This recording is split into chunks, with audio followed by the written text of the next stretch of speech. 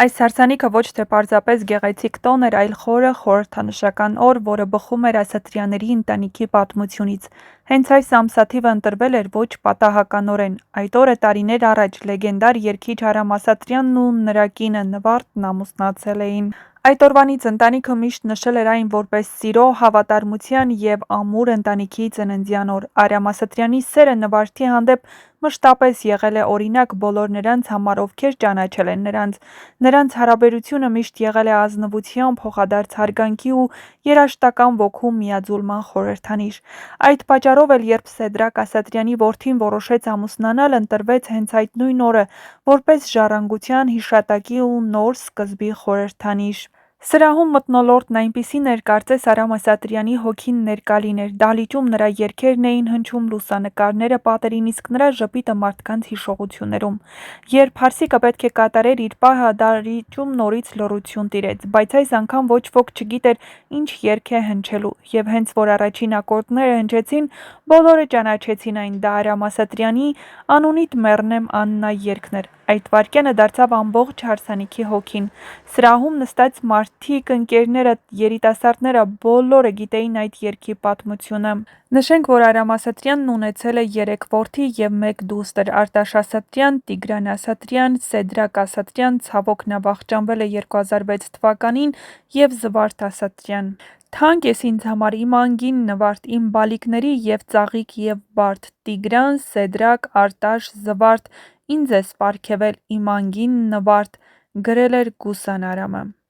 Արամ Ասատրյանը հայ երաժշտության պատմության մեջ այն եզակի անուններից է, որի խոսքը, երգը և ներկայությունը դարձել են մի ամբողջ դարաշրջանի խորհրդանիշ։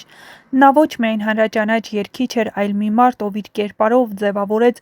ժողովրդական արվեստի նոր ոճ, միացրեց հայկական տոնական մշակույթը, հին ավանդույթներն ու ժամանակակից հնչյունները։ Արամ Ասատրյանը ծնվել է 1953 թվականին։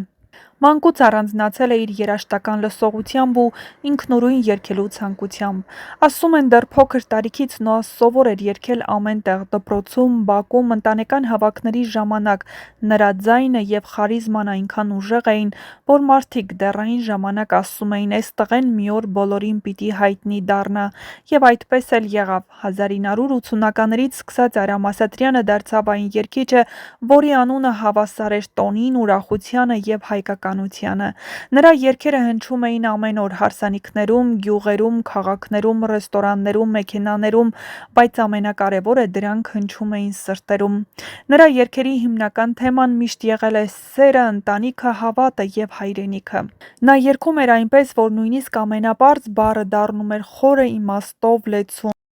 Արամ Ասատրյանի ամենամեծ ուժը նրա բնականությունն ու անմիջականությունն էր, նա երբեք չէր փորձում ձևացնել, բեմի վրա նույնն էր, ինչ կյանքում՝ պարզ, անկեղծ, բարի և անսահման հայրենասեր։ Նրա ժպիտը դարձել էր այցեքարտ, երբ նա բեմ էր բարձրանում, բավական էր ընդամենը 1 ժպիտ, և դահլիճը պայթում էր ծափահարություններից։ Արամ Ասատրյանը ոչ միայն երգում էր, այլև կերտում էր միջավայր։ Նա առաջիններից էր, ով հայ երաժշտության մեջ բերեց այսպես կոչված հայկական էստրադա ոճը, համադրելով ֆոլկը, շանսոնը և փոփը։ Նրա երաժշտությունը զվարթ էր, բայց միշտ հոգևոր իմաստով։ Հենց այդ պատճառով էլ նրա երգերը հավասարապես սիրված էին թե երիտասարդների, թե տարեցների կողմից։ Նա ընտանիքի մարդ էր։ Կնոջը՝ Նվարդին, նա սիրել է ամբողջ կյանքում, անվերապահորեն։ Արամը միշտ շեշտում էր, որ իր ամենամեծ հարստությունը ոչ թե փառքն է, այլ իր ընտանիքը։ Նրա որդիները շարունակեցին հոր գործը,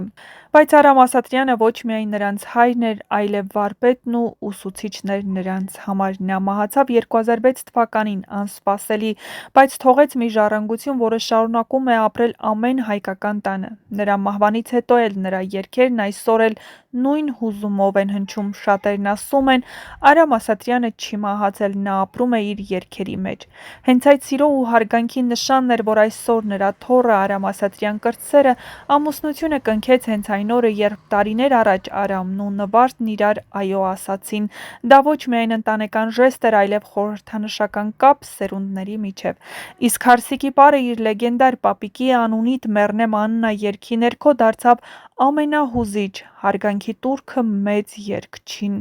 Երբ հնչեցին այդ հայտնի խոսքերը, դահլիճում շրջում շատերի աչքերը լցվեցին: Այդ պահին բոլորը զգացին Արամ Ասատրյանը ներկա է: Թեև ֆիզիկապես չէ, բայց նրա երգը, հիշողությունը և ժպիտը շրջում էր դահլիճում նույն ջերմությամբ, ինչպես տարիներ առաջ: